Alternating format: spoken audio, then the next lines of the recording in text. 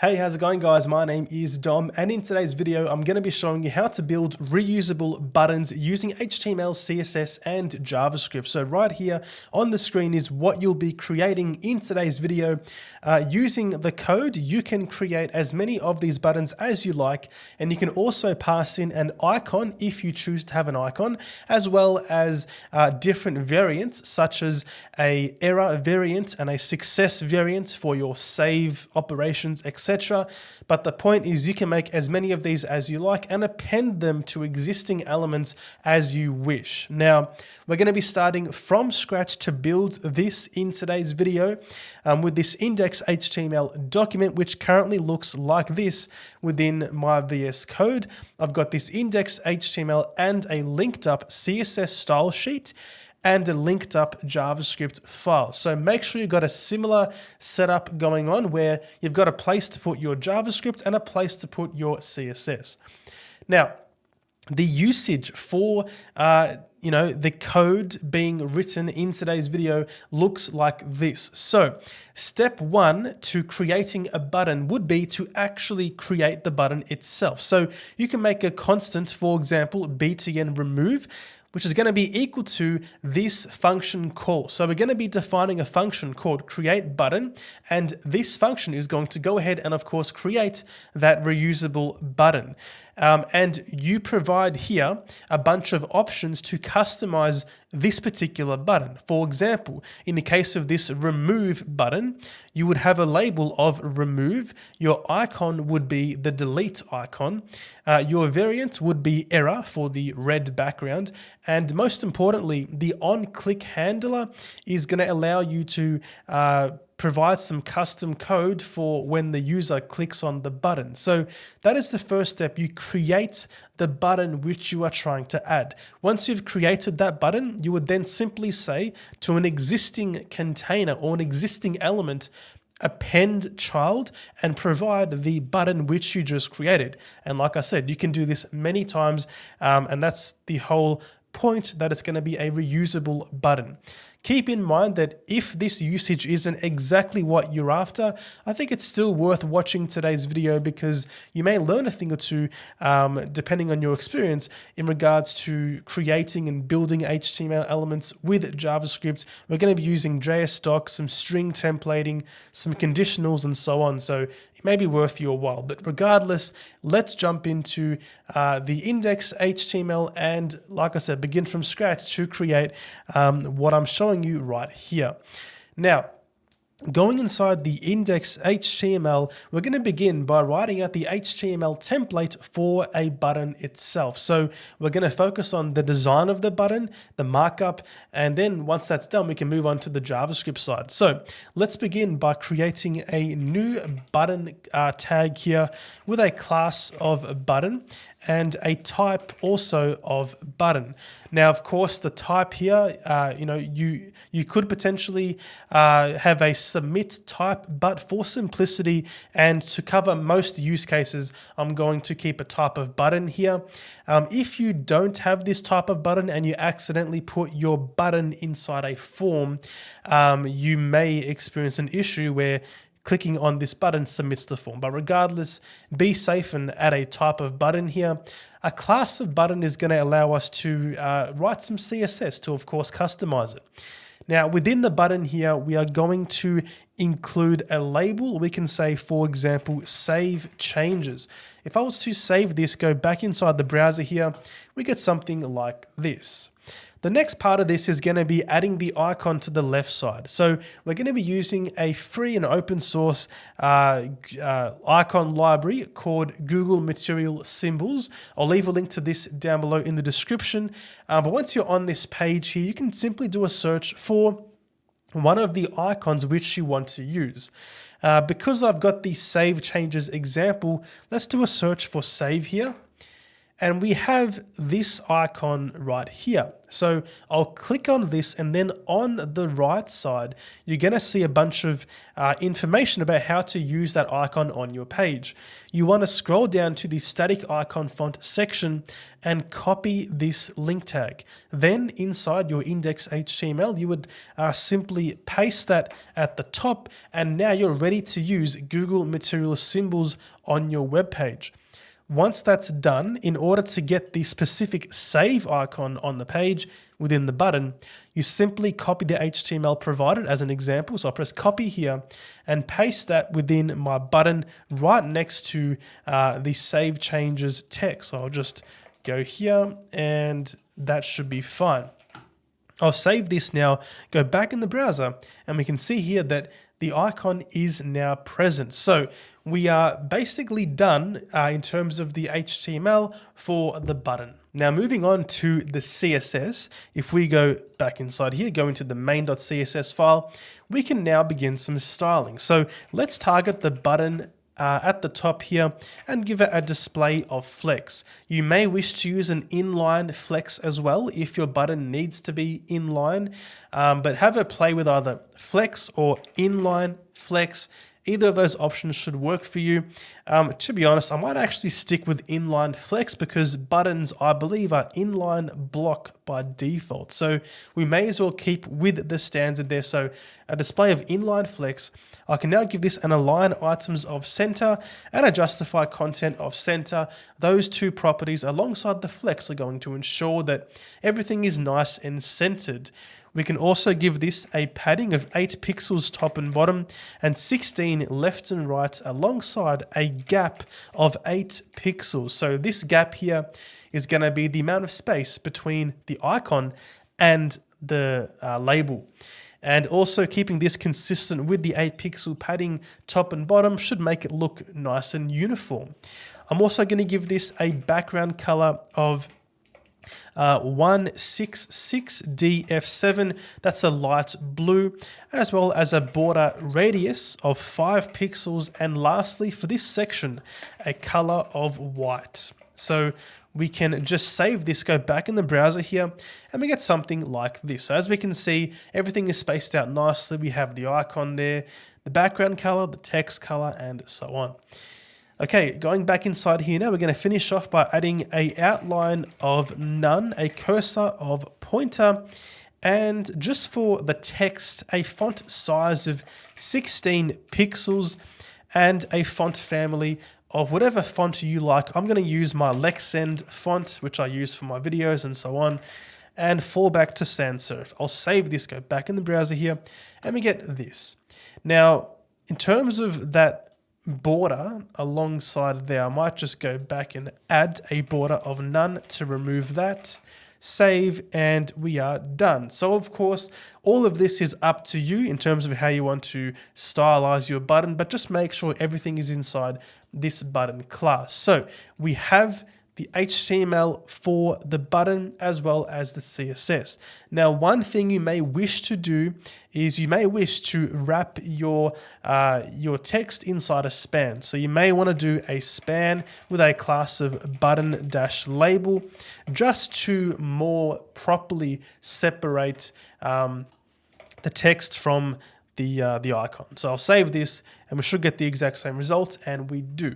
So that is all for the HTML and the CSS for this button. Now, as we know, we're going to be using or creating reusable buttons using JavaScript. So we need to now take this HTML out of this HTML page and instead make that as part of some JavaScript. So essentially let JavaScript build the HTML as opposed to us doing it in the HTML.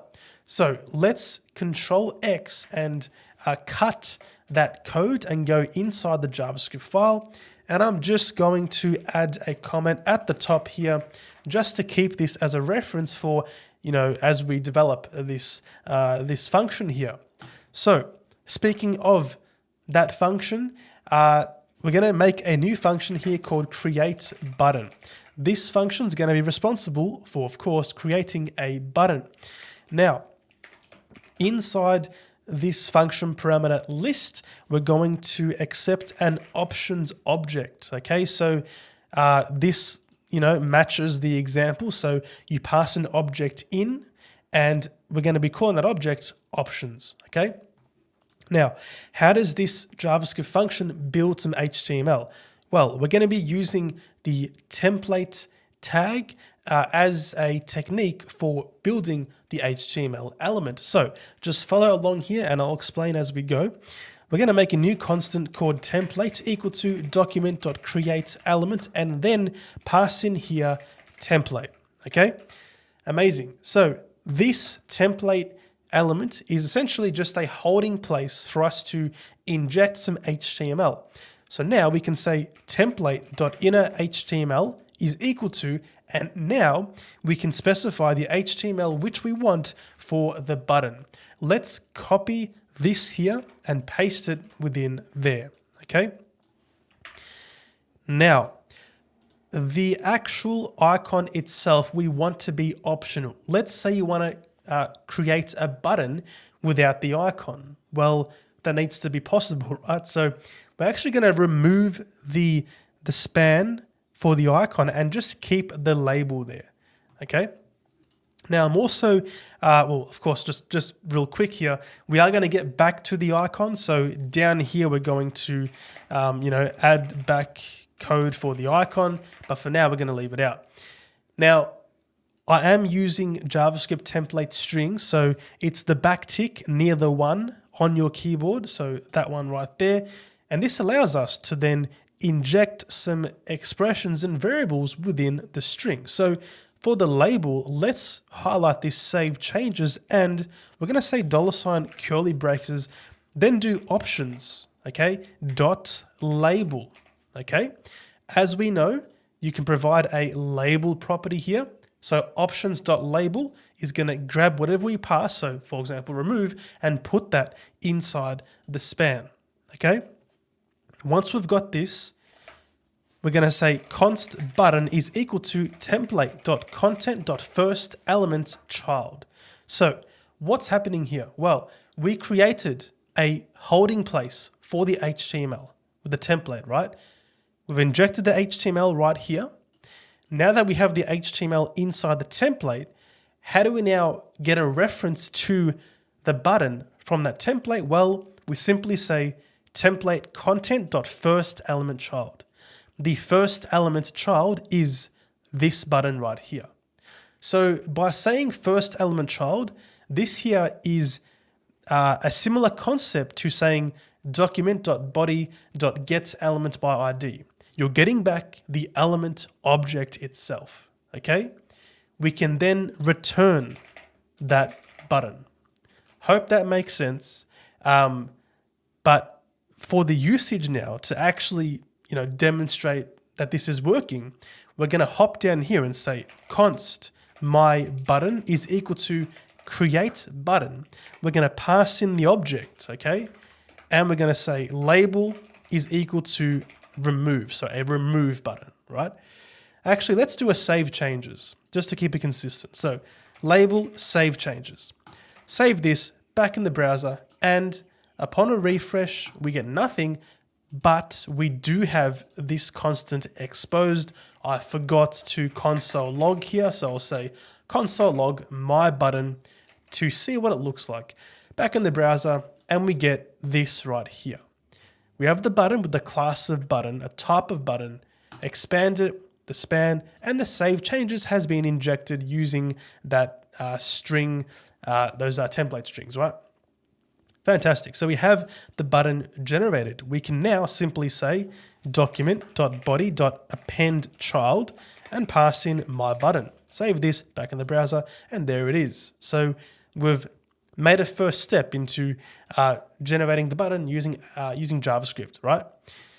Fantastic. So I do want to get to the code for the icon, but first I want to make this function a little bit nicer to use. So we're going to be utilizing JSDoc here. Obviously, if you're using TypeScript, then you don't need to use JSDoc, but for this video, we're not using TypeScript. So I want to show you guys some JSDoc here. Now what's going to happen is we are going to well, in VS Code, you can say /**, then you press enter and you get a js.comment template. You get all of these default, text coming up here. I do want to just remove the returns and keep the param, and we're going to change the type of this parameter. So you can specify what the type is of this first parameter. We know it's an object, but what's actually going inside that object? Well, we have a label, an icon, a variant, and a function, okay? So to specify what goes inside the object and get type hints for that in VS Code, I'll show you that very shortly. We can say, for example, button options, okay? Using this label here, this is a new type. So we're using that type. Let's now define it. So at the top here, we're going to say type def, then we're going to say object, and we're going to say button options. So curly brace, capital O object, ending curly brace, button options. What does this options object look like? Well, it has 4 properties. We can say at property here. The type of the first property is going to be a string. So string in curly braces, and we can say label. Let's do this for the next 3 properties. Let's change this to variant, okay? And also we have the icon. So from the example, we have variant and icon. So variant icon. Then lastly, we have a function. This function runs when the user clicks on the button. So we're going to say a type of function, and it's going to have a mouse event as the first parameter. If you're not sure how this works and what this mouse event is, don't stress too much. It won't matter in the actual code itself, but I've got a whole video dedicated to this mouse event. If you're interested, you can watch that one. But the point is, this function here is just saying, this code is just saying, look, this property is a function which has a mouse event as the first argument. So that's that E, or the event object. More on that later, but this is going to be called onClick. So now we have this specified. The whole point of doing this is now within the function. If I was to say options dot, we have the autofill, the type hinting for all of these here. I can say options dot label dot, and I get all of the string methods. Okay, so that's why you want to use JS.doc here. And it's going to make it easier, for any other options you want to add, etc. You add them to the top, and then you can use them inside the function. So fantastic. We have the JS.doc specified for the function. Let's now focus on the actual icon. So we're going to say here, okay, fantastic. We have the button generated. Now, if the user wants to provide an icon, so if options.icon, then we're going to do some more things. We're going to say essentially just button.insert adjacent HTML, okay, after begin. So what's happening here? Well, we're saying grab the button and insert some HTML after the beginning of that button. In other words, add some HTML here, right? After the beginning of the button. So add some here, and that's going to give us essentially just a new span within the top there. So I'll copy this span from the example, paste it inside here, once again using template strings, the backticks near the 1 on your keyboard. And we're going to use $ curly brackets and just pass in there the options.icon, okay? And we're just going to inject that right there. I can now remove the example and go back down to the bottom here, and I'm going to say icon equal to save, okay? Because in the material icons and symbols, this label is called save in the example. I'm going to inject that save inside the span. Save this back in the browser, and we get this right here. Fantastic, okay? The next bit of this function is going to be for the onClick handler, okay? We're going to say if options.onClick, then we're going to say button.addEventListener. When the button gets clicked on, we're going to call the onClick function. So options.onClick, just like this, okay? Really straightforward. And this also is a benefit of using the first element child, because without doing this, we couldn't say button.addEventListener, right? So that's why it's important to grab hold of the generated HTML. And now we can say on click, okay? We can accept the event object. That's once again the beauty of using JSDoc here. We can say EV, and VS Code knows that this here is going to be a mouse event object. I can say console.log, and I'll say you clicked on the button, right? And just to further demonstrate some JSDoc here, I can say EV dot, and I get all of the properties for a mouse event. So yeah, we can now save this, go back in the browser, click on the button, and we get the console log. So you can add that reactive code. Now the last part of this solution is going to be those variants, okay? So the variants are going to work through CSS classes. You could provide a background color to say, for example, background color of green for a success and red for an error, but that would not be ideal because you want to keep your CSS responsible for your styling and not just your JavaScript. Also, you may want to have different things to style. For example, maybe a warning would have a yellow background but a black text color. And in that case, you have to remember to put a color property as well. So better to use a single variant and then let CSS handle it. So CSS is going to have, or the CSS code is going to provide a new modifier class or a helper for the button. We can say button-success. And this here is going to have the properties for a success button. I'll just copy and paste what I've done in my previous example. So I'll copy this, paste it there. Success buttons are going to have a background color of a light green and a text color of white. And I'll do the exact same thing for the error. So success and error. And now, essentially, I'll just copy this, this class here and paste it on the HTML. So we have button and also button-success. You want to keep the original button class to have those styles, but then your success is your modifier. Save this, go back in the browser here, and it is now green, okay? Now, obviously we can't have every one of those buttons a success. It needs to come from this variant option. So let's remove that class, but the point is just to prove that it works, right? In terms of getting this to work dynamically, we can say if options.variant, okay? We can just say button.classList.add, and we can add a new class to the class list of the button. It's going to be button dash, once again, template strings, and say $ curly brackets options.variant, just like this. And it can be passed in now. Save this, we get no changes. But now if I was to say a variant here of success, save this back in the browser, it is now green. Okay, so that is pretty much all we need to create these reusable buttons. You can, of course, add more things to it. You just need to simply add some more options and then add a condition here.